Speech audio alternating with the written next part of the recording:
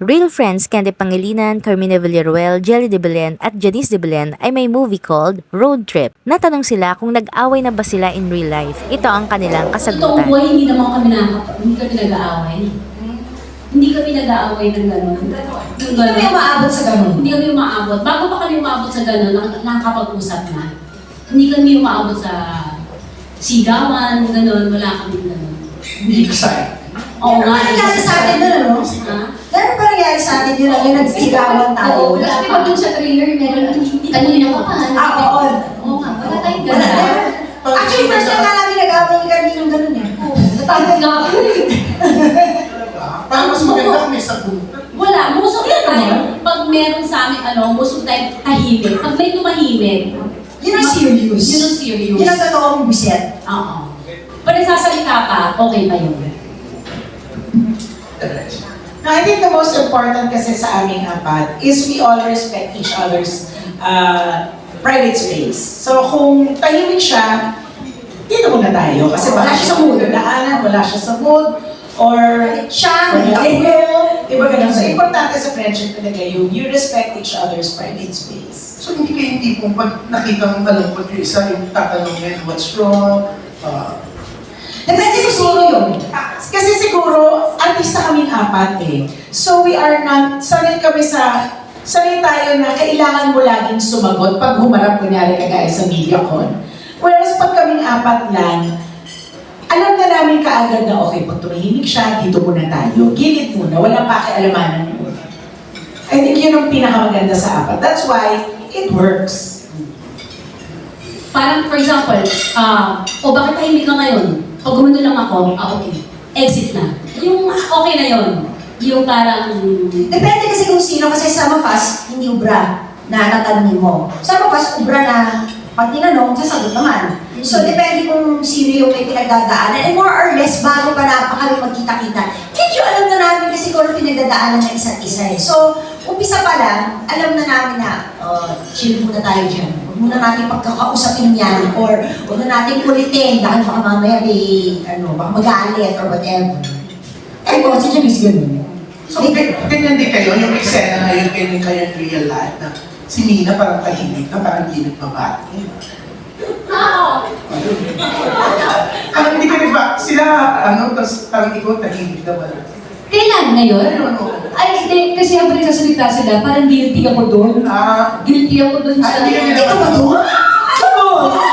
Hindi ka nila matanong? Hindi, guilty ako kasi habang... Yun.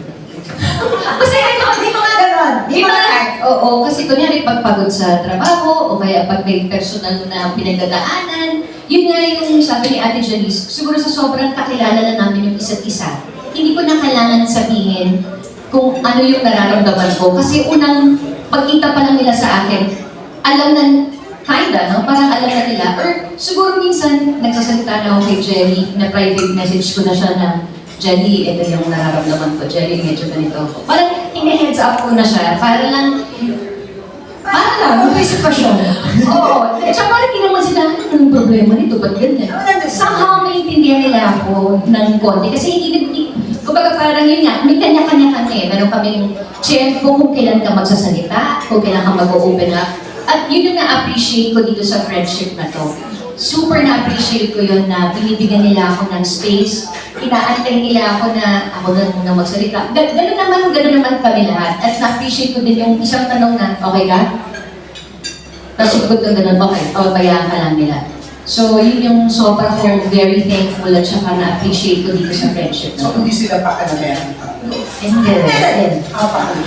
Mga nagsabi ka, syempre may opinion. Oo. Okay, ano ba ibig sabihin ng pakilamera? Ako yun. Hindi, ano ba ibig sabihin ng pakilamera? Is it a bad, Not on all cases. Kasi minsan, nakikialam ka. Kasi gusto mo lang na tumama eh. Gusto kumakaya. So, depende sa... Nararamdaman yung tao. So, pakilamera ba tayo? Oo. Opinionated. Opinionate, more like opinionated. Yeah. Oo. Bakit?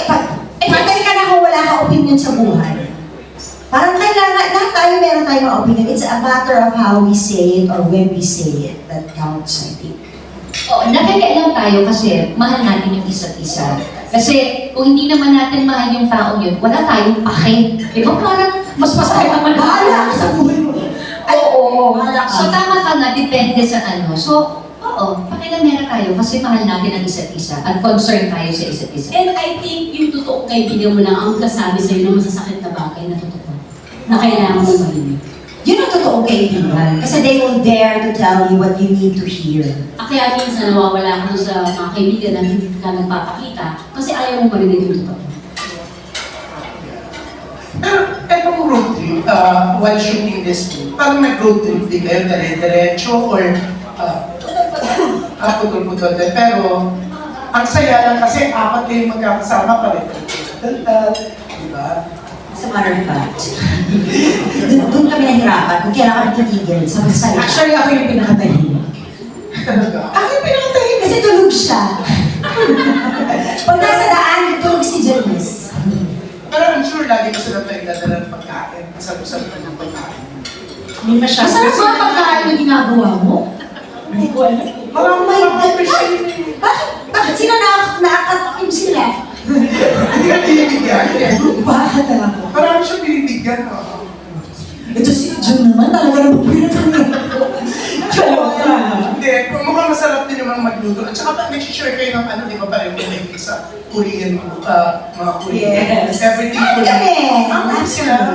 Actually, yung pinaka-leader sa Korean na si Candy. Siya yung una nag-introduce sa akin sa mga Korean novela. Mga 2008, 2009. Tapos, ako yung sumunod. Tapos habang nasa sis kami, nanonood ako ng Korean novela, umiyak ako, tumatawa ako, lahat na nararamdaman ko, nababaliw ako. Silang dalawang pinagtatawanan nila ako, si Carmina at si Janice. And then, cut to, mga 4 years later, si Janice mas malala pa sa akin. Si Nina nakakatapos ng isang drama, isang araw. Kakapusin niya lahat ng episode. Hanggang sa nakarating na nga kami ng Korean, tatlo, si Candy na lang ang next na kasama natin. Pero yun nga, excited kami to watch. Parang tagal pa ng January 7, ilang days silang tulog pa. Pero yun nga, ang ganda ng trailer niya. Ngayon pa lang congratulate ko sa kayo. Kasi feeling nga ng karamihan, pati ng mga entertainment press, mga nakakapanood, feeling nila, ito yung movie talagang mag-hit after ng Metro Manila Film Festival. So yeah, we're so excited. And Thank you. Totoo yan, walang kaya. Okay, thank you. Yan nakatingin na si Jim Kylie kasi birthday niya bukas. Sabihin ko siya ng questions. Happy birthday to you! Thank you, Jim Kylie. Happy Thank you. birthday. Thank you, Janice, Jelly, Karina, Candy.